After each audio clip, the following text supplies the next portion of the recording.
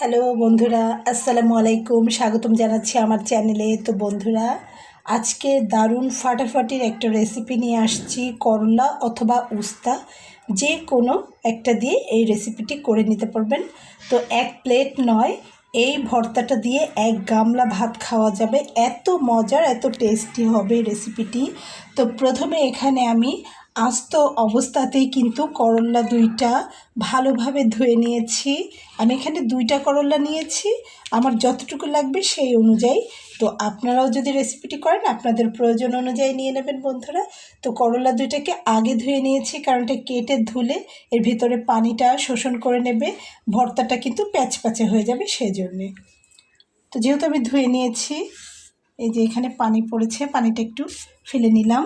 তো এখন আমি করলা গোল গোল করে কেটে নেব, বা যে যার পছন্দ অনুযায়ী কেটে নিতে পারবে। আমি এখানে একটু ছুরি নিয়ে নিয়েছি, চপিং বোর্ডে এটাকে আমি গোল গোল করে কেটে নেব বন্ধুরা।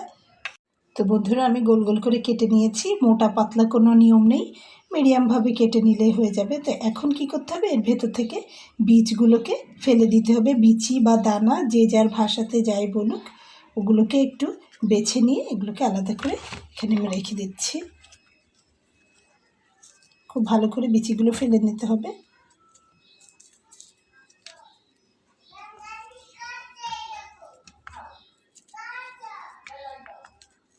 তো বন্ধুরা, করলার এই রেসিপিটি অবশ্যই বাসায় করে দেখবেন, যে সবাই আপনার ফ্যান হয়ে যাবে। খেতে এত মজা, যে কখনো তিতা না খায় সেও খেতে বাধ্য হবে, কারণ এটা তিতাই লাগবে না।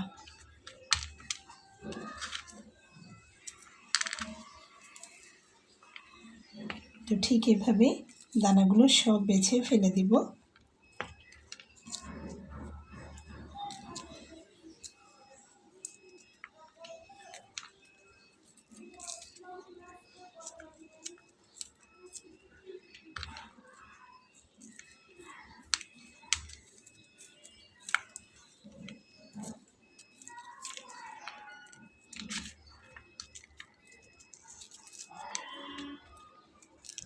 বন্ধুরা, এই যে দানাগুলো আলাদা করে ফেলেছি, আর এইখানে নিয়ে নিলাম করলাগুলো। এখানে আমি দুইটা করলা নিয়েছি। ব্যাস, এই যে খুব সুন্দর দেখাচ্ছে, লাল আর সবুজ। তো এখন এটাকে আমি একটু চুলায় যাচ্ছি, ভেজে নেব। বন্ধুরা, চুলাতে একটা ফ্রাই প্যান দিলাম, তাতে একটু সরিষার তেল দিয়ে নেব। তো ফ্রাই প্যান আমার কখনোই খালি থাকে না। আমার চেয়ে বড় রাঁধুনি আমার বড় ছেলে, সব সময় ডিম ভাজছে, ডিম পোস্ট করতেছে, সব সময়ের জন্য এটাতে তেল রেখে দেবে। তো বন্ধুরা, আমি আর ফেললাম না, তার ভিতরেই আমি সরিষার তেল দিয়ে নিলাম। এখানে 2 টেবিল চামচ পরিমাণ সরিষার তেল আমি দিয়ে নিলাম। তেলটা গরম হয়ে গেলে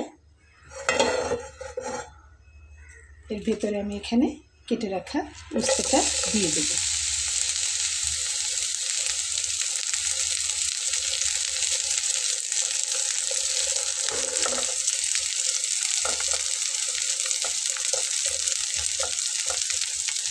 উস্তাটা একটু নেড়ে চেড়ে ভেজে নেব। এর ভিতরে কিন্তু কোনো পানি টানি কিচ্ছু দেওয়া যাবে না।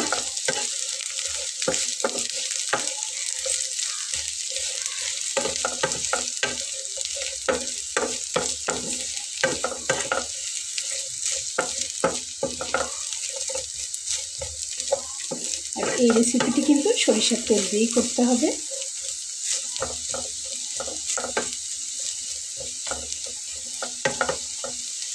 তো বন্ধুরা, 5 মিনিট আমি এটাকে উল্টে পাল্টে নিয়েছি।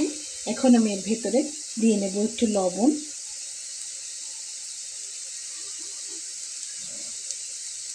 আর দিয়ে নেব একটু হলুদ। হলুদটা কিন্তু অপশনাল, না দিতে চাইলেও না দিলেও চলবে। তো আমরা তো আবার একটু লাল চাল দেখলে বেশি ভালো লাগে, সেই জন্যে রঙটা দিতেই হয়।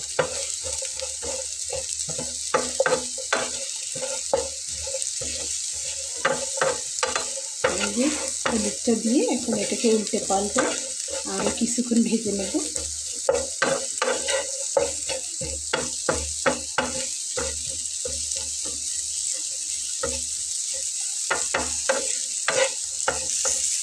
কিন্তু প্রায় সিদ্ধ হয়ে এসেছে।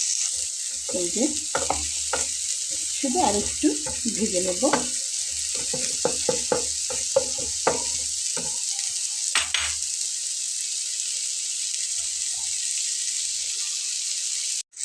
তো উস্তাটা কিন্তু আমার ভেজে নেওয়া হয়ে গেছে। এখন আমি এটাকে তুলে ফেলবো। সিদ্ধ টিদ্ধ যা হওয়ার সব শেষ, এখন শুধু তুলে নেওয়ার ঝামেলা। তো বন্ধুরা, ফ্রাই প্যানটাতে দিয়ে নিচ্ছে আর 1 টেবিল চামচ পরিমাণ সরিষার তেল। তার ভিতরে দিয়ে দিচ্ছি গোটা জিরে 1 চা চামচ পরিমাণ।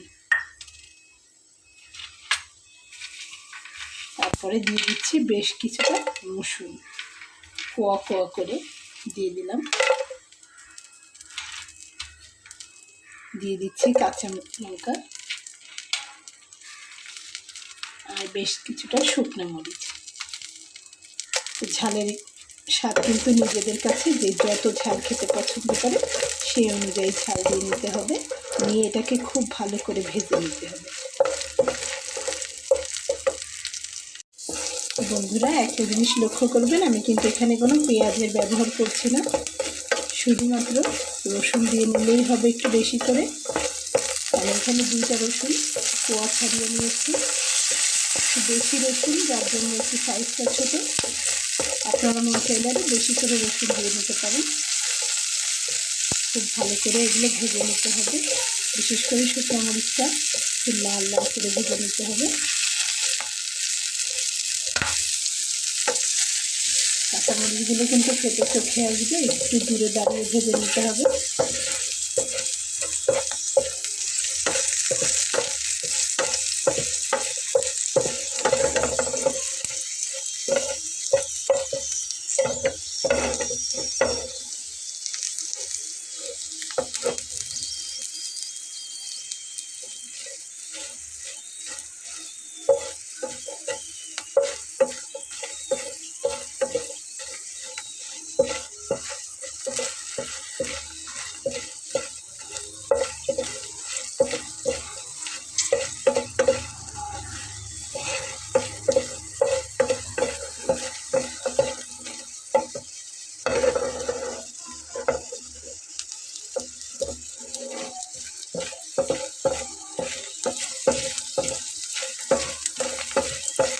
খুব ভালো করে কিন্তু আমার ভাজা হয়ে গেছে।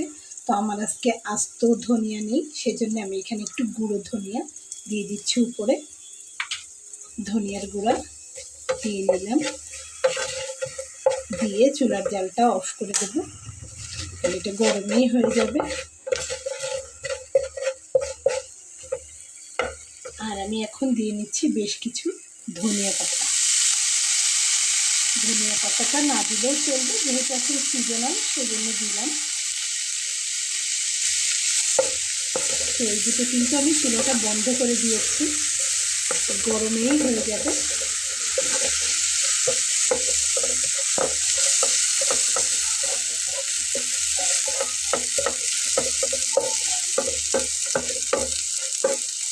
আর এর ভিতরে কিন্তু আমি কোনো লবণ হলুদ দিইনি, লবণ হলুদ শুধুমাত্র করলাটা ভাজার সময় দিয়ে নিয়েছিলাম।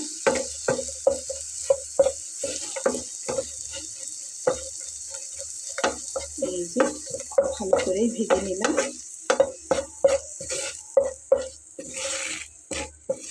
এখন সবগুলোকে এক জায়গায় করে নেব। এই যে দেখো বন্ধুরা, ভেজে নিয়েছি সব এখানে। আহা, ভাজা ভাজার কি যে গন্ধ বেরিয়েছে, দারুণ মজার। তো এখন আমি চলে যাচ্ছি শিলপাটাতে। তো বন্ধুরা, চলে এসেছি শিলপাটাতে। এখন আমি এগুলোকে শিলপাটায় দিয়ে নেব আর খুব ভালো করে বেটে নেব। ঠিক আছে, বেটে নিয়ে দেখাচ্ছি বন্ধুরা। বন্ধুরা, উস্তাটা বাটা শেষ হয়ে গেল। এখন আমি এখানে মরিচ, ধনিয়া পাতা এইগুলো বেটে নিচ্ছি। বন্ধুরা, এই যে বাটাবাটি শেষ হয়ে গেল, এখন আমি তুলে ফেলছি।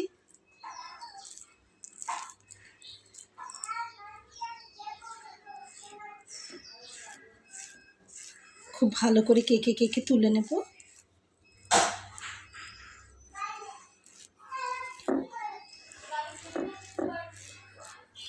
যে তুলে নিলাম, তারপরে কিন্তু আরও একটু কাজ বাকি আছে।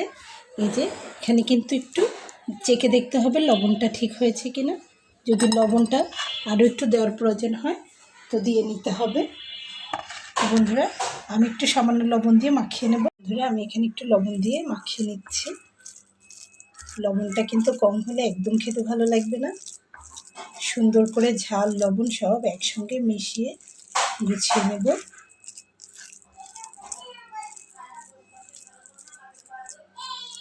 তো বন্ধুরা দেখে কিন্তু মনেই হচ্ছে না এটা করলা ভর্তা, তাই আমি করলা দিয়ে কিন্তু গার্নিশ করে নিয়েছি।